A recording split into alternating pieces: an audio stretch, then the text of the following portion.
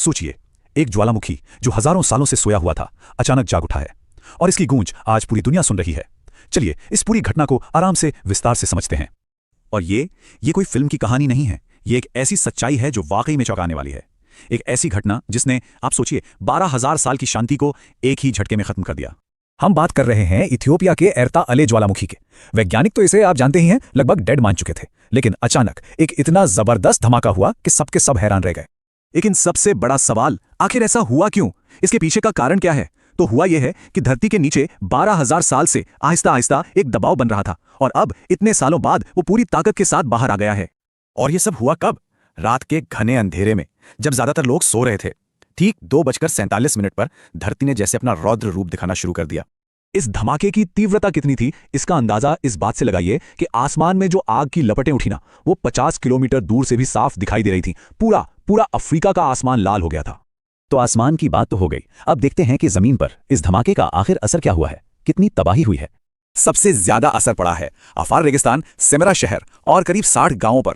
ऐसा समझिए कि ये पूरा इलाका राख की एक मोटी चादर में ढक गए हैं। जिंदगी वहां बिल्कुल एकदम रुक सी गई है। लेकिन खतरा सिर्फ इस राख का ही नहीं है, असली खतरा तो वो है जो दिखाई नहीं दे रहा। हवा में सल्फर डाइऑक्साइड, कार्बन मोनोऑक्साइड, ये सब जहरीली गैसें तेजी से फैल रही हैं। इनकी वजह से सांस लेना तक मुश्किल हो सकता है। ये एक ऐसा अनदेखा दुश्मन है जो बहुत खतरनाक साबित हो सकता है। और अब ये समस्या सिर्फ इथियोपिया तक ही सीमित नहीं रह गई है। हुआ यह है कि तेज हवाओं की वजह से राख का ये बड़ा सा गुबार अब दूसरे देशों की सीमाओं को भी पार कर रहा है।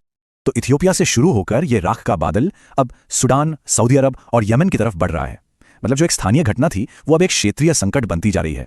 तो अब सबसे जरूरी सवाल हमारे लिए, हजारों किलोमीटर दूर हुई इस घटना का क्या भारत पर भी कोई असर पड़ सकता है? तो इसका भारत पर आखिर क्या असर होगा? क्या हमें चिंता करने की जरूरत है? मौसम वैज्ञानिक हवा के रुख को देखकर कुछ अनुमान लगा रहे हैं। देखिए, मौसम वैज्ञानिकों का कहना है कि अगर, और मैं दोहरा रहा हूं, अगर हवा का रुख यही बना रहा तो इसका हल्का फुल्का असर भारत के पश्चिमी तट, गुजरात और राजस्थान के कुछ ऊपरी हिस्सों तक आ सकता है। इसलिए खासतौर पर बच्चों और बुजुर्गों के लिए कुछ एहतियात बरतने की सलाह दी गई है। नंबर 1, जितना हो सके घर के अंदर रहें।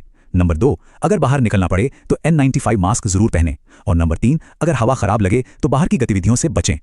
आखिर में एक बात सोचनी जरूरी है, क्या इस पूरी घटना को हम सिर्फ आप जानते हैं, एक भूवैज्ञानिक प्रक्रिया मान सकते हैं? शायद नहीं।